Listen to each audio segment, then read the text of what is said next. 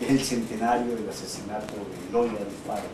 Eloy Alfaro, liberal radical, símbolo de la independencia y soberanía ecuatoriana, que fue asesinado el 28 de enero con una turba quizás manipulada, y también porque Eloy Alfaro, dentro de todo su accionar político y su accionar militar, pues tuvo derrotas y victorias, y no siempre fue el hombre admirado por todos los ecuatorianos, sino que generalmente pues lo podemos ver como que tuvo gran cantidad de detractores, pero también tuvo un gran apoyo dentro del pueblo ecuatoriano. ¿Por qué no andamos un poco en eso? Bueno, vamos a celebrar, vamos a recordar, vamos a actuar en consecuencia de lo que significa el legado de la revolución alfarista. Y en ese sentido, recordar la significación de Alfaro, el viejo luchador, como una significación contemporánea que nos remite a las luchas que hoy tenemos, son de fundamental importancia. En 1879, Alfaro plantea a Nicolás Pierola, el presidente peruano, que juntos avancemos en la constitución de la Comunidad de Estados Latinoamericanos y del Caribe. 1879. Entonces, Alfaro constituye el precursor de lo que hoy significan nuestros procesos de integración como la CELAC y como la UNASUR. Pero Alfaro es un precursor de esos procesos, porque Alfaro fue la continuidad del pensamiento del padre libertador. En 1883, Alfaro proclamaba que si no por gratitud, por patriótica conveniencia, debemos esforzarnos en tributar homenaje y reconocimiento a nuestros ilustres progenitores del 10 de agosto de Quito y del 9 de octubre en Guayaquil, coronar la magna obra del libertador Bolívar y del Inmaculado Sucre debe ser la aspiración de todo hombre honrado y el fruto de nuestros patrióticos esfuerzos. Entonces, si Alfaro es la continuidad y la concreción del pensamiento bolivariano, la revolución ciudadana debe ser la continuidad de esos dos procesos, y evidentemente entonces encontramos allí, por ejemplo, que en 1887 Alfaro pacta con el presidente de Venezuela, Guzmán Blanco, y también con Cipriano Castro y con Joaquín Crespo, las posibilidades de protección y ayuda mutua entre Ecuador y Venezuela a los procesos de la causa liberal y de la revolución liberal, y pacta con ellos una ayuda que tiene que ver con lo político, que tiene que ver con lo militar, e incluso alcanza un tema de solidaridad económica para que el viejo luchador Alfaro continúe en su lucha en toda América Latina. Porque fíjate qué extraordinaria la presencia de Alfaro, que en sus años activa causas de solidaridad efectiva y de insurgencia en relación con Argentina, Cuba, Colombia, El Salvador, Uruguay, Venezuela, Costa Rica, Chile, Guatemala, México, Panamá, Honduras. Alfaro encarna el internacionalismo solidario, otros lo llamarían proletario, pero ese es el luchador que tuvo la visión de continuar el sueño de Bolívar, esa obra que quedó inconclusa con el Congreso Anfitriónico de Panamá. Sí. Ya para México es justamente eso, y dentro de las preguntas que estábamos en eso, hay una que planteaba Alfaro y la CELAC, ¿qué relación tenía? Ya tuvo en eso al respuesta, porque es el continuador después del fallido Congreso Anfitriónico con la idea de rescatar ese proceso, que lo vemos ya unos 80 años después, 90 años después de su muerte. Y fíjate qué importante es eso, porque, claro, don Eloy piensa y siente la revolución latinoamericana como una necesidad para todos nuestros países y todos nuestros pueblos, y por eso actúa con una gran y excepcional capacidad y solidaridad. Se relaciona con Martí y Maceo en el proceso cubano, se relaciona con la causa nicaragüense a través de Sandino. Ya habíamos hablado sobre Venezuela. Adicionalmente, en Venezuela combate firmemente las posibilidades de que los ingleses, en su permanente capacidad de injerencia y de colonialismo, afecten los intereses soberanos de Venezuela. Entonces, Alfaro no solamente que activa en relación con estos temas, sino que logra, en relación con la concepción del Estado, una distinta comprensión sobre el proceso de integración, sobre el papel del Estado, sobre el ejercicio de la soberanía, la autodeterminación y el interés de los pueblos. Alfaro convoca una cumbre para oponerse a lo que significa la concepción y la naturaleza de la doctrina Monroe. Esa visionaria capacidad de Alfaro para enfrentar el intento de dominación imperial es maravillosa, pero además Alfaro practica y reflexiona mucho sobre lo que significa el ser honrado en la administración de la cosa pública, en la administración de los bienes del Estado. Por eso la nuestra, que es una herencia, una continuidad de la revolución alfarista, la revolución ciudadana, asume el principio de la mashua, de la maquilla, de la mayuya, no mentir, no robar, no ser ociosos. En ese sentido, Alfaro constituye un ejemplo fundamental. Alfaro piensa y practica temas de responsabilidad sobre los derechos y obligaciones de la prensa. Antes de llegar a este tema, lo que tú acabas de contar es como el hilo conductor de todo, o el hilo que une toda esta serie de procesos, porque el presidente Evo Morales justamente plantea dentro del proceso boliviano lo que tú acabas de mencionar, ¿sí? Ese legado indígena de la honestidad, de todo eso, ¿sí? Que también lo retoma la Revolución Ciudadana y de otra manera, con algunos matices, en la Revolución Bolivariana.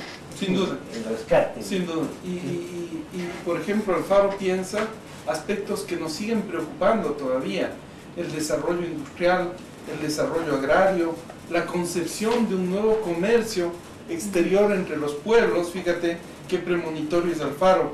La dotación de infraestructura estratégica, como el ferrocarril en el caso de Ecuador, como las vías que debían interconectarse entre nuestros países. Alfaro habla sobre la ilegitimidad de la deuda externa, y por eso la Revolución Ciudadana plantea todo el tema de renegociar, y lo alcanzamos exitosa y soberanamente, una renegociación de la deuda externa. Alfaro visionariamente te plantea el tema de que el Estado debe trabajar en políticas públicas, en políticas que representen el interés público, el interés de todos y de todas las ecuatorianas. Alfaro trabaja muy firmemente sobre el tema del Estado laico, los derechos de la mujer, los derechos del trabajador, y en ese sentido esos son todos los elementos constituyentes de esa revolución inacabada, de esa revolución inconclusa, porque las nuestras son revoluciones que, si no logran una continuidad, una correlación de fuerzas, una hegemonía plural, evidentemente siempre vamos a tener permanentes afanes de desestabilización, de caotización, de golpes de Estado. A propósito de eso, en una oportunidad Alfaro pronunció algo así como: al hacerme cargo del poder he pronunciado la palabra paz, porque dejo a la insensatez y a los enemigos de la patria provocar la guerra. Porque en esa frase se ve a Eloy Alfaro como ese hombre que ama la vida, como ese hombre que está en contra de la guerra y que es profundamente humano, que tiene un gran sentimiento de amor, ¿sí?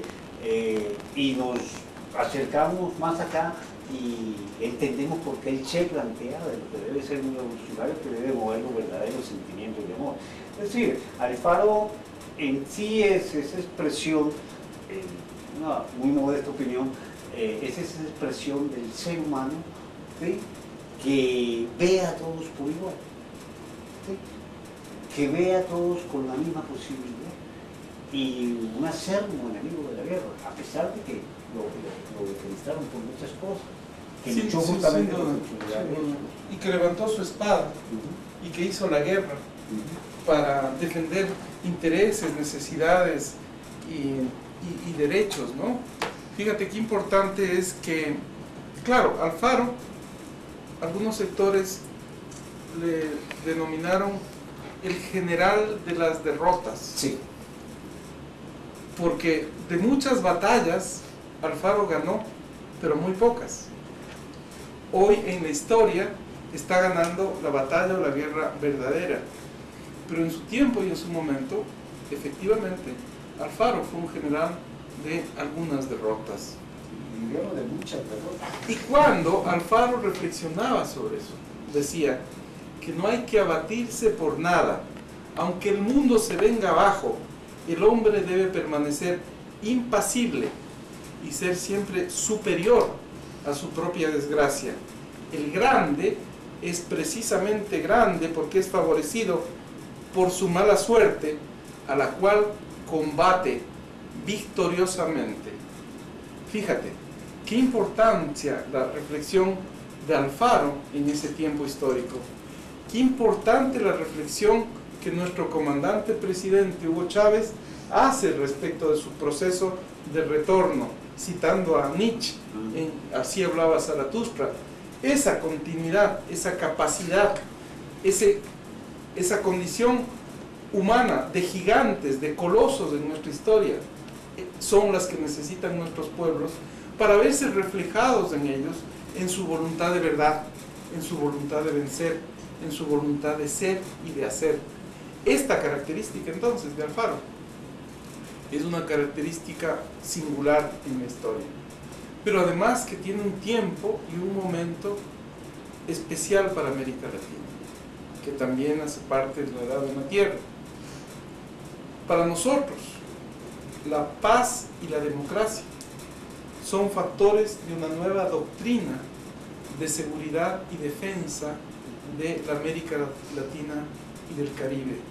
Nuestras democracias en revolución son democracias en revolución que solamente pueden desarrollarse y seguir dando más y más frutos que provienen de ese buen arado en la tierra si nos dejan crecer, desarrollarnos y vivir en paz y en democracia.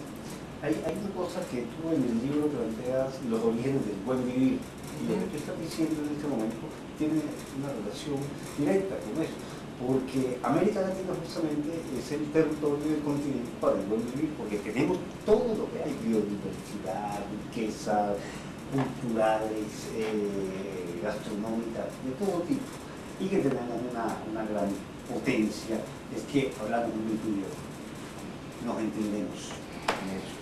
No hay la divergencia que existe en otros continentes, por ejemplo en Europa, que cada país habla su idioma muy particular. Nosotros hablamos español y obviamente nuestros ancestros en su lengua, en quechua, en aymara, ¿sí?, pero el 90% nos entendemos, somos del mismo color, tenemos la misma cultura. Y por ahí es donde yo creo que ese arado en la tierra va a dar fruto. Sí, efectivamente América Latina es el continente para el buen vivir, así lo denominan en algún momento, en un libro, en un trabajo. Pero adicionalmente, lo que hoy nos sucede tiene que ver con que América Latina y el Caribe, a más de coexistir pacíficamente entre formas de vida que provenimos de una biodiversidad y de una diversidad cultural maravillosa, y que en muchos casos hablamos una misma lengua, en otros casos y países no, pero somos una unidad en la diversidad. Somos la posibilidad de que América Latina, al reconocerse, al autorreconocerse en su capacidad histórica de proponerle a la humanidad cambios profundos, eso es un momento excepcional, porque frente a la crisis terminal del sistema capitalista, que es una crisis económica, política, ambiental, ética, moral. América Latina insurge con mucha fuerza en la voluntad de ser Latinoamérica, de aglutinarse en la unidad y en la integración, y por eso surge el ALBA, la CELAC, UNASUR como nuevos procesos de integración. En la América Latina, sin pretensión o vanidad o prepotencia, América Latina tiene condiciones para proponerle al mundo una salida frente a la crisis económica, política, social y ambiental, porque podemos ofrecer un modo de vida que permite una coexistencia pacífica entre los seres humanos y la naturaleza. Finalmente, hay una cosa sobre el tema del faro. En este centenario, ¿cómo se va a celebrar conferencias, charlas, alguna actividad en especial sobre embajador? Bueno, yo debo decir que es en realidad una fiesta que recupera una memoria, esta memoria insurgente del viejo luchador, y en ese sentido el gobierno de la Revolución Ciudadana ha organizado una serie de actividades que tienen que ver con Quito. En Quito van a haber varios recorridos que aluden a la presencia de Alfaro en Quito, que resignifican lo que permitió a Alfaro actuar en las calles de Quito con sus montoneras y frente a la organización de los conservadores de enfrentar en Quito en una suerte de guerrilla urbana lo que significó la presencia del conservadurismo en Quito. Pero adicionalmente van a haber actos en Montecristi, en la ciudad de Alfaro, en donde nació Alfaro, donde el machetero manabita consolidó su pensamiento y la vocación libertaria de este indómito viejo luchador.